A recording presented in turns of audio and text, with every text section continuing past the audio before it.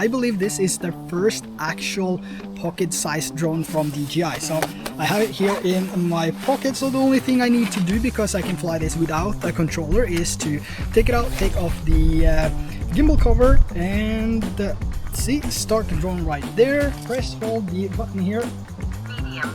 and it will start tracking. 3, 2, 1.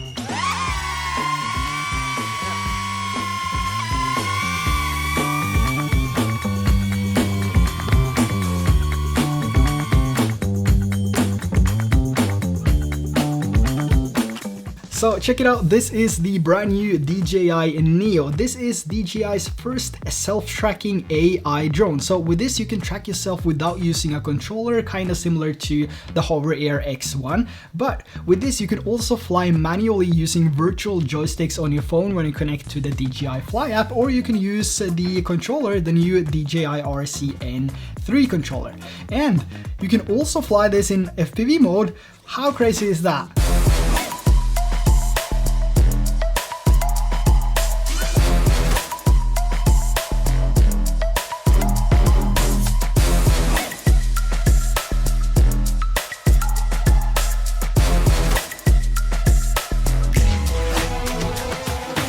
Now, when it comes to the drone itself, it's also classified as a C0 drone, so it's basically a toy with a camera, and it only weighs 135 grams, and it kind of makes the Mini 4 Pro feel heavy now, which is crazy. And I think this is lightweight, but this, oh man, this is light. So I've been dying to test this out, but the problem is that there's so much wind where I live, and this is only 135 grams with 2-inch propellers, and that with high wind speeds, you know, it's probably not the best idea. But I couldn't wait, so we went on a short walk to see how this managed to keep up with the high wind speeds of up to 15 meters a second. And I mean, you can see it struggles, it really struggles, and that's because it has a level 4 wind resistance, which is up to 8 meters a second, and I was out here flying in almost twice of what this is capable of, but the footage came out surprisingly stable, even though this was all over the place.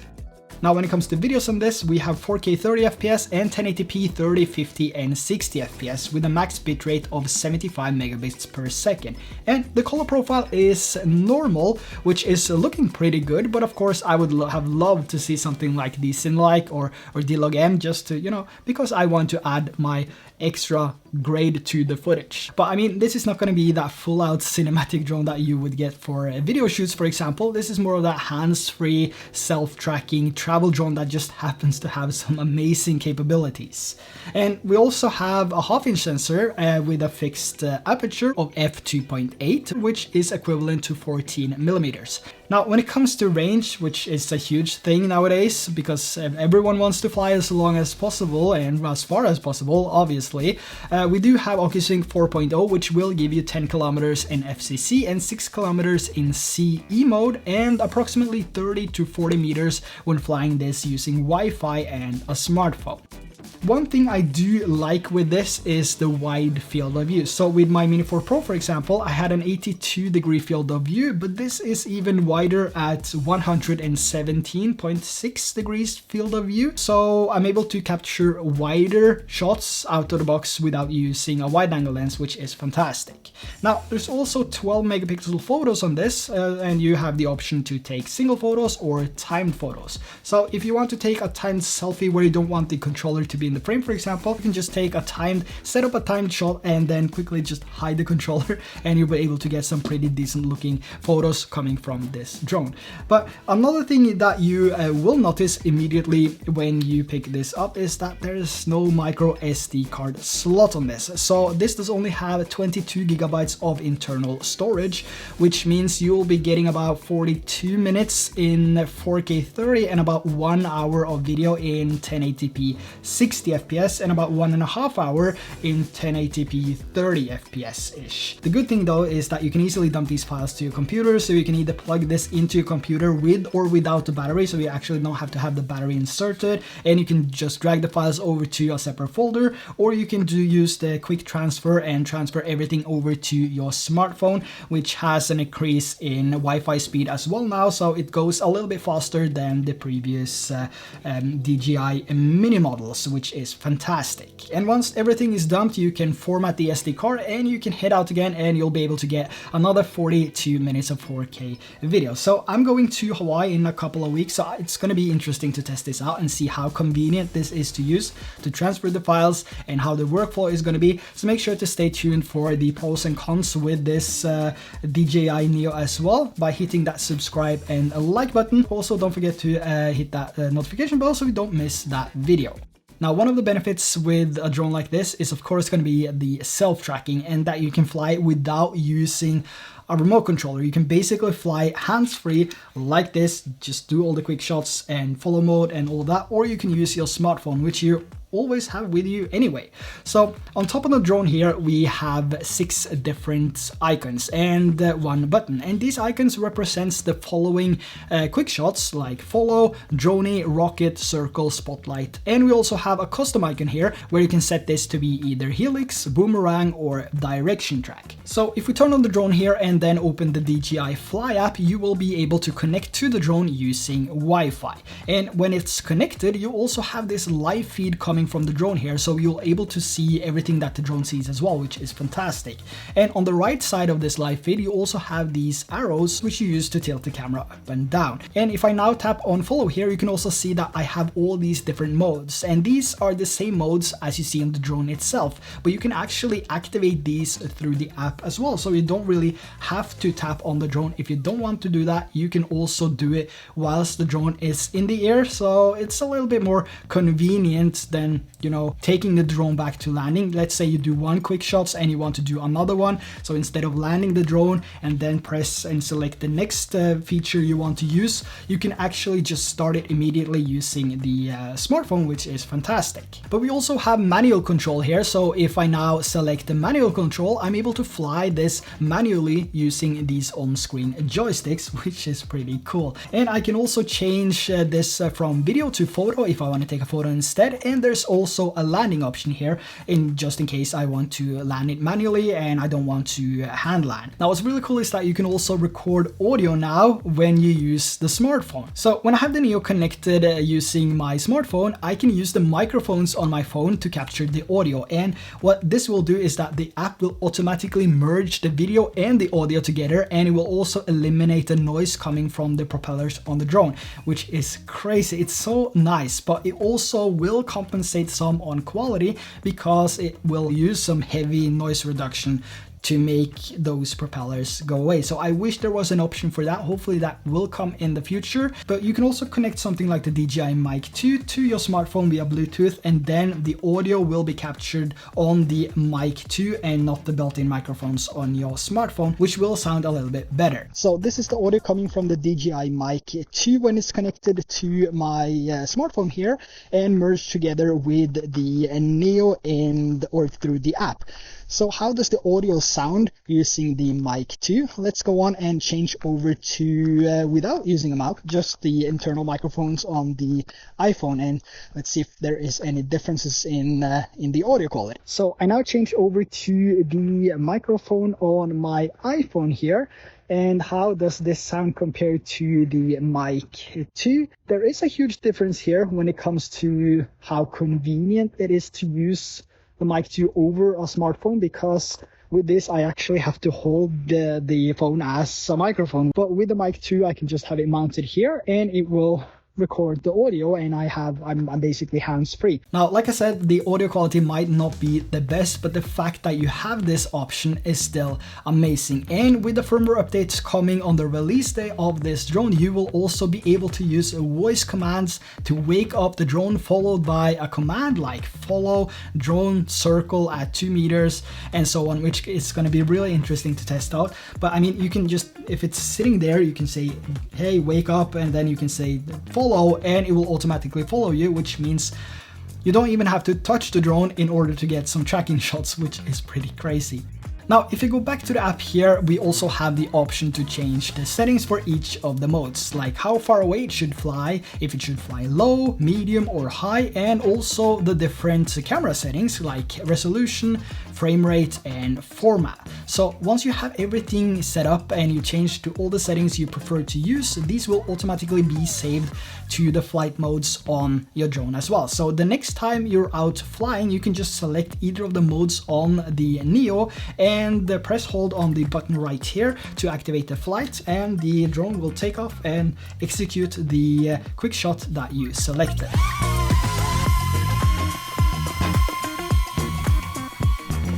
Now, when it comes to flying this, whether this is manual flying, FPV flying, tracking, or using quick shots, it's also important to know that this does not have any obstacle avoidance sensors. So there's only position sensors, which is on the bottom of the drone here, and those are for takeoff and landing using your hand. So when you use quick shots, tracking, or do manual flying, it's really important to be aware of the surroundings to maintain a safe flight. And a good tip here is to always check out the location where you want to fly. Maybe you travel to a new location you've never been before, so by checking out the area first, you'll get a better idea of how far and high you can fly, and if there's any obstacles around you like cables, buildings, or other objects you might need to pay attention to. This will not only make your flight experience better, but it will also keep your drone safe and prevent any accidents. Now, we also have the option to fly the Neo with the DJI RCN3 controller here. So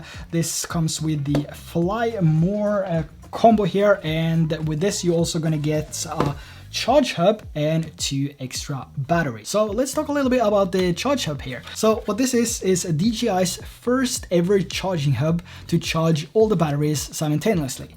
So no longer in sequence. This is fantastic. And what I did is a test here in the studio. So I did this battery from 0 to 100% and it took about 42 minutes. So that alone sounds like a long time, but I mean 42 minutes to charge 3 batteries at the same time is like having one battery charged from 0 to 100 in 14 minutes, which is pretty good.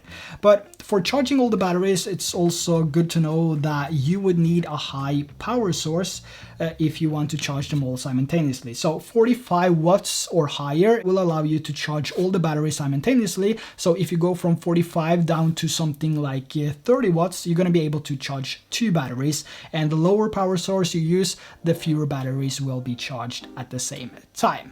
I also did another test here in the studio so you can hear the sound differences between these drones here. So we have the Mini 4 Pro, the Avata 2 and the Neo, just to give you an idea of what these sounds like on takeoff.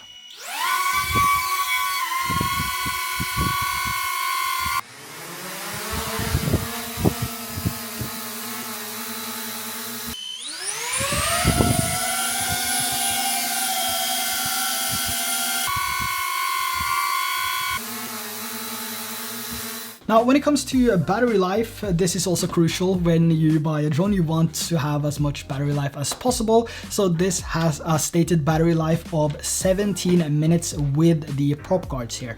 But you can actually remove these prop guards. These are removable prop guards, just in case you damage them, you can easily replace them. And without the prop guards, you'll be able to get about 18 minutes according to DJI.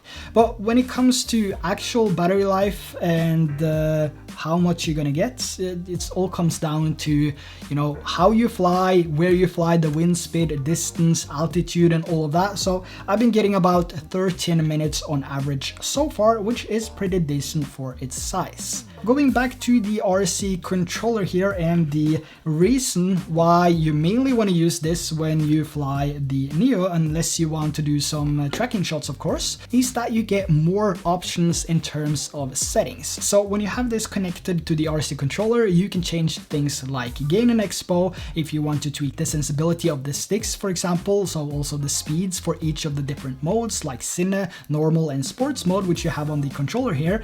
And you can also lower the sharpness and noise reduction in order to make your footage look better. So that is the main reason alone that you would prefer to use the RC controller and not your smartphone. On top of that, you can also change this to manual settings now. So if you want to lock the white balance, for example, or adjust the shutter speed, maybe lower the ISO, you will be able to do all of those things if you connect your phone and use the RC3 controller with the DJI Neo.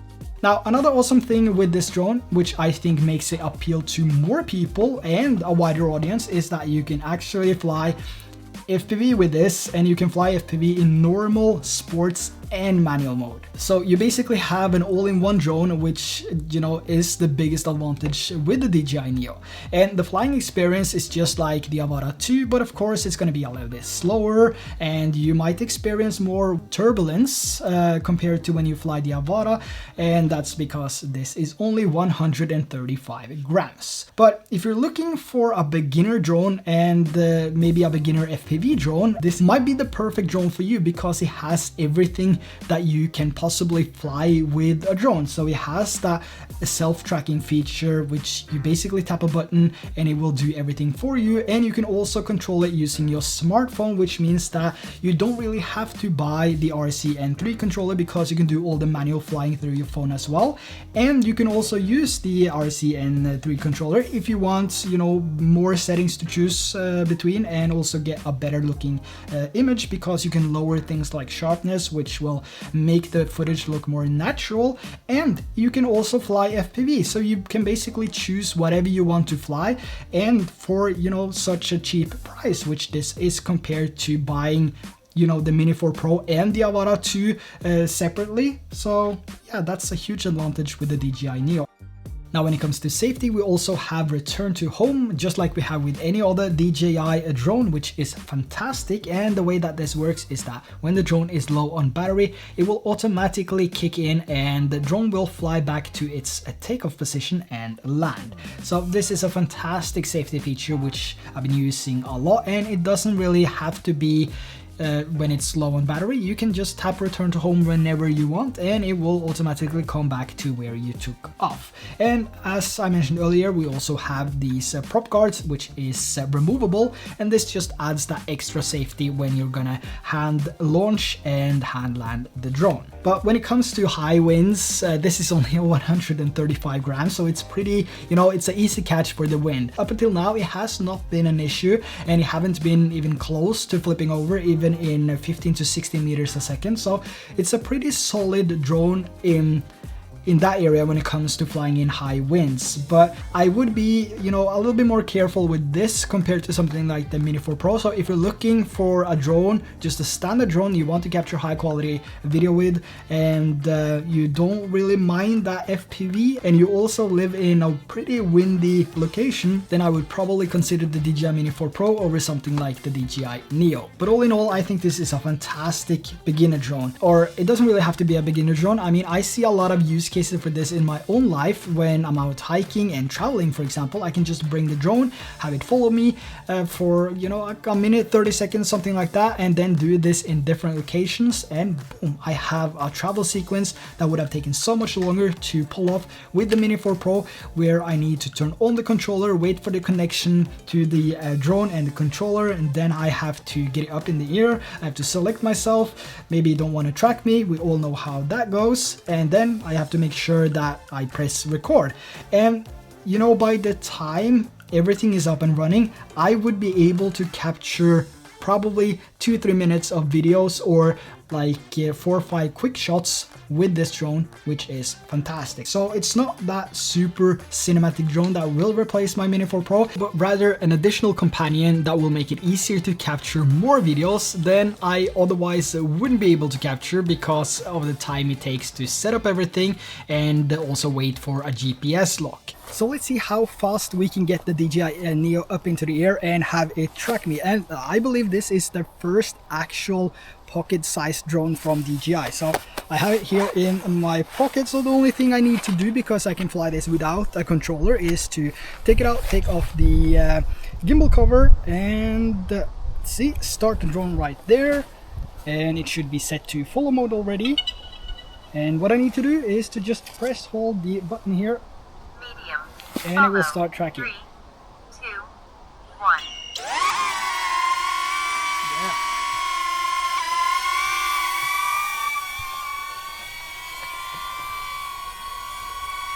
And when you're done with the tracking, the only thing you have to do is basically just turn around, face the drone, and the drone will hover in place. And just take your hand, reach out, and it should land. So I can definitely see myself using this just as much when I'm out traveling, just because it's more convenient to use, and it's also faster, especially when I do hikes or just want to capture some videos on the go. Even if the video quality is not as good as the Mini 4 Pro, for example, it's still going to be more than enough to capture your family moments or short form content for social media. I mean, just look at how fast I was able to capture this tracking shot. So if you're looking to get your first ever travel drone, this might just be the drone to get. And even if you already have a bigger drone, maybe the Air 3 or the Mavic 3 Classic, this would just be a great addition for those times you want to capture some aerial shots, but you just don't feel like pulling out the big guns because there might be some people nearby. Maybe your wife is all mad because you spend more time on setting this up trying to get the shot when you're out on a hike. You know, this would definitely make things easier. So there you have the brand new DJI Neo. Let me know your thoughts on this down below. Like I said, I can't wait to take this on my next trip and test it out and give you my pros and cons of using this as a travel drone. So make sure to hit that subscribe and like button, and also hit that notification bell so you don't miss out on that video. So that's going to be everything for today. Thanks for watching, and I'll catch you in the next one.